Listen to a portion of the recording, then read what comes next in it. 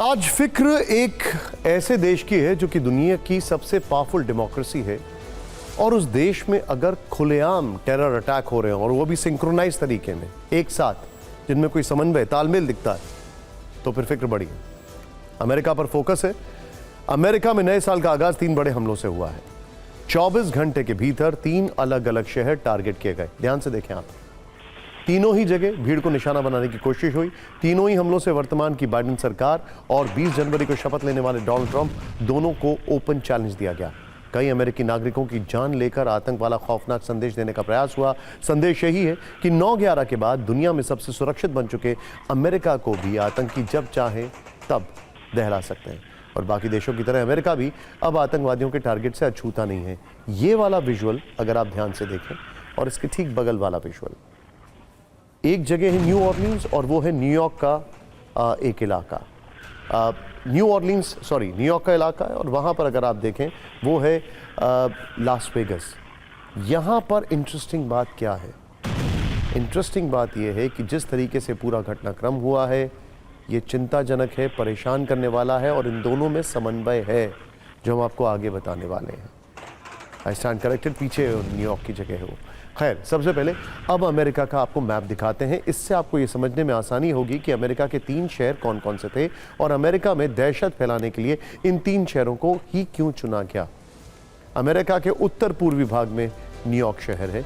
America के समय के अनुसार कल रात 11:30 बजे यहाँ पर क्वींस के एक नाइट क्लब में अंधाधुंध फायरिंग हुई। क्वींस न्यूयॉर्क में एक बरो है, यानी कि एक डिस्ट्रिक्ट है। वहाँ पे कई इंडियंस भी रहते हैं, आपको बता दूँ मैं। इस गोलीबारी में 11 लोगों के घायल होने की खबर है। न्यूयॉर्क सिटी दुनिया का सबसे ज़्यादा आबादी वाला शहर है जहां पर संयुक्त राष्ट्र का मुख्यालय भी है। अमेरिका के पहले राष्ट्रपति जॉर्ज वॉशिंगटन ने राष्ट्रपति पद की शपथ भी इसी न्यूयॉर्क शहर में ली थी और कल यहां पर बड़ा हमला हुआ है। हमले के बाद टेरर एंगल से जांच जारी है और FBI एक एक चीज़ को इन्वेस्टिगेट कर रही है। मैप में अब दूसरा शहर देखिए, इसका नाम है न्यू ऑरलीन्स। न्यू ऑरलीन्स की दूरी 1300 किलोमीटर है। ध्यान से देखें, न्यूयॉर्क से इंटरेस्टिंग बात क्या है, न्यू ऑरलीन्स में जहां पर अटैक किया गया वो बहुत ही हैपनिंग जगह है। वहां पे बहुत पार्टीज होती हैं, बहुत ही हैपनिंग जगह है। वहां पर 1 जनवरी को सबसे पहले लोन वुल्फ यानी एक आदमी ने अकेले एक अटैक को अंजाम दिया। ISI से प्रेरित या कहें कि ब्रेन वॉश हो चुके शमसुद्दीन जब्बार नाम के शख्स ने न्यू ईयर का जश्न मना रही भीड़ को अपने तेज रफ्तार ट्रक से रौंद डाला। ट्रक यानी हमारे भारत में जो SUV होती है उसका बड़ा साइज अगर आप मान लें, जिसमें अब तक 15 लोगों के मारे जाने की पुष्टि हो चुकी है। शमसुद्दीन जब्बार की टेरर कुंडली हम आपको दिखाने वाले हैं थोड़ी देर में। मैप पर अब तीसरा शहर देखिए। इस शहर का नाम है लास वेगस। ये वो शहर है जहां पर जश्न होता है। लास वेगस से न्यूयॉर्क की दूरी करीब 2500 किलोमीटर है, ध्यान दीजिएगा आप, और न्यू ऑरलीन्स की दूरी करीब 1800 किलोमीटर है। लास वेगस और न्यू ऑरलीन्स में कनेक्शन है, हम आपको दिखाएंगे। हो सकता है कि फिक्र के हमारे कई फैंस यहाँ कभी परिवार के साथ घूमने गए हों। यहाँ उन्होंने ट्रंप इंटरनेशनल होटल को भी देखा हो। कल इसी ट्रंप इंटरनेशनल होटल के ठीक बाहर खड़े टेस्ला के साइबर ट्रक में ज़बरदस्त धमाका हुआ जिसमें एक व्यक्ति की मौत हो गई, 7 लोग घायल हो गए। इंटरेस्टिंगली ट्रंप टावर को कुछ नहीं हुआ। अब आप एक एक करके तीनों हमलों से जुड़ी तस्वीरें भी देखिए। सबसे पहले न्यू ऑरलीन्स का CCTV फुटेज अब आपको दिखाते हैं। बहुत कैओटिक है तो विजुअल्स को ज़रा माफ़ करिएगा, ध्यान से देखिएगा। ये लॉन्ग शॉट लिया गया है। सफ़ेद रंग का ये pickup truck, basically pickup truck हम इसको कह रहे हैं, आप जिसको कह सकते हैं SUV या मल्टी यूटिलिटी व्हीकल भारत में। सफ़ेद रंग का ये जो पिकअप ट्रक है, शायद आप अपनी टेलीविज़न स्क्रीन पर देख पा रहे होंगे। आप ये भी देख पा रहे होंगे कि नए साल का जश्न मनाने के लिए सड़क पर काफ़ी लोग मौजूद हैं। पहले तो ये ट्रक सड़क पर आराम से आगे बढ़ता दिखाई देता है, जैसे कि इसका ड्राइवर कोई आम राहगीर हो, ट्रैफिक रूल्स को फॉलो कर रहा हो। फिर अचानक से ड्राइवर को एक मोड़ पर भारी भीड़ दिखती है और फिर यह शख्स उस ओर अपना ट्रक भी मोड़ देता है और अचानक से स्पीड को बढ़ा देता है। अब यहां पर आप ये कह सकते हैं कि शायद ये आउट ऑफ कंट्रोल हो गया। नहीं, आगे देखिए। इतनी देर में वहां पर अफरा तफरी मच जाती है क्योंकि यहां पर वो गोलीबारी भी करता है। इसके डैशबोर्ड के पास से एक्सप्लोजिव्स भी मिले हैं और ISI का झंडा भी। हम आगे आपको सब बताने वाले हैं। अब इस हमले का दूसरा CCTV फुटेज देखिए। इस वीडियो में ट्रक ड्राइवर तेजी से ट्रक को भगाता है सामने जो भी आया उसे कुचल डालता है। शुरुआती जांच में पता चलता है कि हमलावर ने गाड़ी के अंदर से बैठे बैठे बाहर मौजूद लोगों पर ताबड़तोड़ फायरिंग भी की। इस हमले से हर तरफ चीख पुकार मच गई, सड़क पर लाशें ही लाशें बिछ गईं। 15 की मौत के अलावा 35 से ज्यादा लोग घायल हैं, कई क्रिटिकल हैं। यह घटना न्यू ऑरलिन्स के मशहूर बाबन स्ट्रीट पर सुबह 3:15 बजे की थी, जब लोग नए साल के जश्न की खुमारी में सड़कों पर झूम रहे थे। बाबन स्ट्रीट को नाइट लाइफ के लिए जाना जाता है। यहाँ कई बार रेस्टोरेंट और क्लब्स हैं। अब आपको उस हमलावर की तस्वीर दिखाते हैं, उसकी टेरर कुंडली खोलते हैं। ये तस्वीर न्यू ऑरलिन्स को दहलाने वाले शख्स शमसुद्दीन जब्बार की है। पहले डोनाल्ड ट्रंप ने कहा कि ये शायद बाहर से आया है, ये अमेरिकन है। हमले के फौरन बाद ही पुलिस की जवाबी कार्रवाई में शमसुद्दीन जब्बार मार दिया गया। FBI को इसके बारे में शुरुआती जानकारी ये मिली है कि शमसुद्दीन जब्बार का जन्म अमेरिका के टेक्सास में हुआ था। शमसुद्दीन जब्बार 10 साल अमेरिकी सेना में रह चुका है। शमसुद्दीन जब्बार के ट्रक पर आतंकी गुट ISIS का झंडा मिला है। शमसुद्दीन जब्बार के ट्रक से घर में बनने बम भी बरामद हुए हैं। पता यह भी चला है कि हमले से ठीक पहले शमसुद्दीन जब्बार ने सोशल मीडिया पर ISIS से प्रेरित कुछ वीडियोस भी पोस्ट किए और कई हत्या करने की धमकी भी दी थी। न्यू ऑरलिन्स की पुलिस अधिकारी ने बताया कि संदिग्ध ड्राइवर शमसुद्दीन जब्बार हमले के समय ज्यादा से ज्यादा लोगों की जान लेना चाहता था और यह एक टैक्सी थी, इसकी अपनी गाड़ी नहीं थी जिससे इसने अटैक किया है। यह भी इनिशियल रिपोर्ट्स आ रही हैं। अब यहां पर आप न्यू ऑरलिन्स में हुए हमले पर चश्मदीदों के बयान और राष्ट्रपति जो बाइडेन की चिंता पर एक छोटी सी वीडियो रील देखिए। इसके बाद लोन वुल्फ अटैक क्या होता है, यूरोप में और अमेरिका में ऐसे हमले बीते कुछ वर्ष में अचानक क्यों बढ़ गए हैं, हम इस मसले पर भी आपको डिटेल देंगे। अमेरिका का न्यू ऑरलिन्स शहर लुजियाना प्रांत में आता है। यहां के अटॉर्नी जनरल ने हमले के बाद शक जताया कि इसमें कई लोग शामिल हो सकते हैं। अन्य लोगों के बारे में पता लगाया जा रहा है। 4 सस्पेक्ट्स हैं। हालांकि फिलहाल ये एक लोन वुल्फ अटैक ही है। इसमें हमलावर ISIS के आतंकी कृत्यों से ब्रेन वॉश हो चुका था। अब समझने वाली बात यह है कि लोन वुल्फ अटैक आखिर होता क्या है। इसे समझाने के लिए हम आपको एक वीडियो दिखाते हैं जो फ्रांस के शहर नीस का है, जहां जुलाई 2016 में तब हमला हुआ था। एक हमला हुआ था तब इस्लामिक स्टेट के आतंकी ने एक ट्रक से लोगों की भीड़ को बहुत बेरहमी से कुचल दिया था और इस हमले में 86 लोगों की मौत हो गई थी। ये एक लोन वुल्फ अटैक था जिसे आतंकी संगठन ISIS का नरसंहार करने का सबसे लोकप्रिय पैटर्न माना जाता है। और अब शमसुद्दीन जब्बार का कनेक्शन भी ISIS से होने के संकेत मिले। दरअसल लोन वुल्फ शब्द का उपयोग सबसे पहले उन भेड़ियों के लिए किया गया था जो अकेले शिकार करते हैं। अपने झुंड से अलग रहकर 19वीं शताब्दी के साहित्य में और वन्य जीवों पर लिखे गए लेखों में इस शब्द का इस्तेमाल हुआ था, लेकिन 20वीं शताब्दी के आखिर में इसका अर्थ आतंकवाद से ज़्यादा जोड़ा जाने लगा।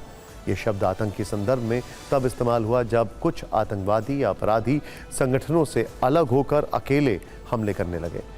जैसे एक भेड़िया शारीरिक रूप से शक्तिशाली और रणनीतिक शिकारी होता है जिसमें अकेले शिकार करने की क्षमता होती है, इसी प्रकार लोन वुल्फ हमलावर भी अकेले हमले करने की योजना बनाता है और बिना किसी बाहरी सहायता के इसे अंजाम देता है। ऐसे हमलों की पहचान करना और उन्हें रोक पाना बहुत मुश्किल होता है क्योंकि हमलावर अकेले काम करता है और उसकी योजना गुप्त होती है। और यही पैटर्न अमेरिका के शहर में सामने आया है। अब सुनिए पूर्व राजनयिक दीपक वोरा ऐसे लोन वुल्फ अटैक करने वाले लोगों के बारे में क्या विचार रखते हैं। लोन वुल्फ अटैक से बचने के लिए वो क्या तरीके बता रहे हैं। लोन वुल्फ अटैक की प्रिडिक्टेबिलिटी नहीं होती है, किसी को मालूम नहीं है कि ये कब होगा, कैसे होगा, फिर इससे कैसे बचा जाए। यही है प्रिवेंटिव इंटेलिजेंस। और ज़्यादा अगर फ्रिस्किंग करते हैं, ज़्यादा मुस्लिम लोगों के बारे में जानकारी हासिल करने की कोशिश करते हैं, उनका इंटेरोगेशन करते हैं, उन पर नज़र रखते हैं, तो फिर इस्लामोफोबिया का आरोप लग जाता है।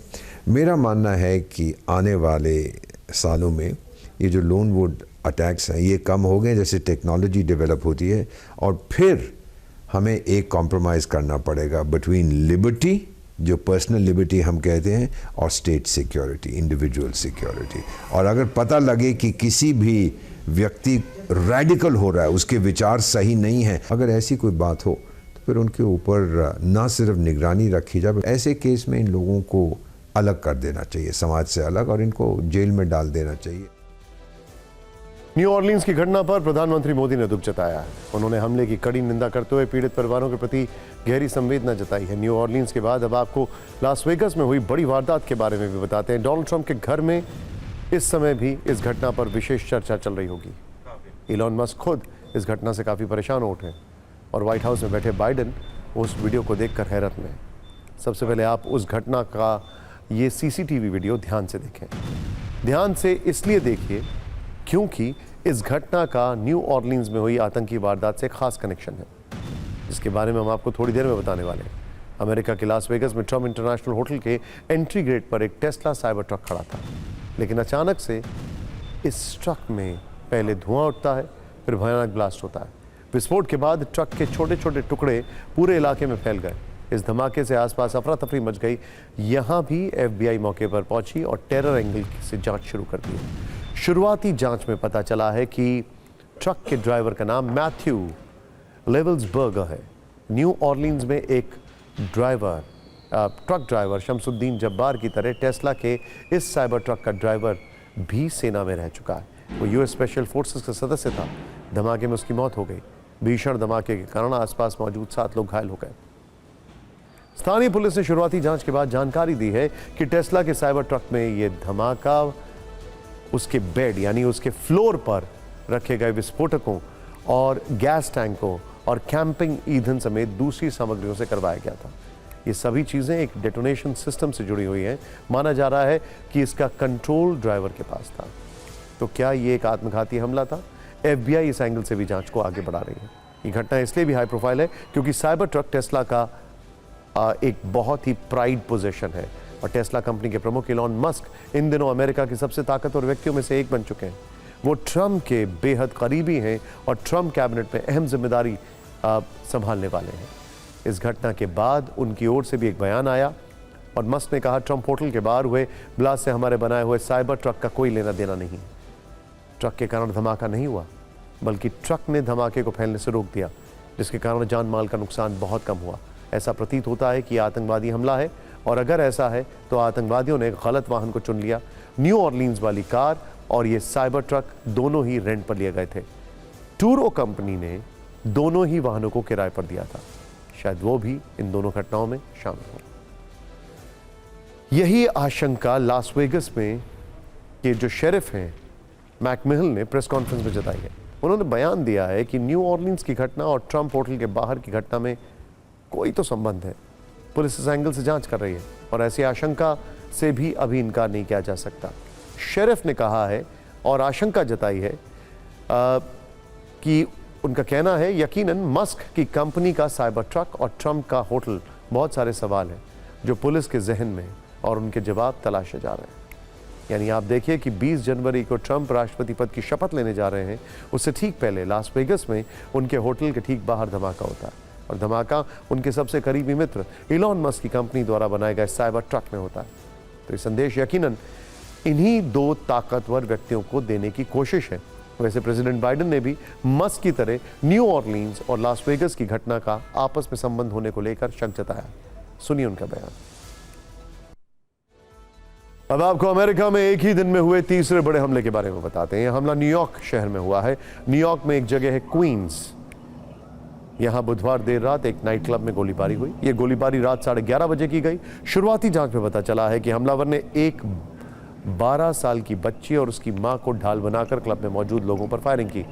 इस वारदात में 11 लोग गोली लगने से जख्मी हुए हैं। बच्ची और मां भी गोलीबारी में घायल हुई है। सभी को अस्पताल में इलाज के लिए भेज दिया गया है।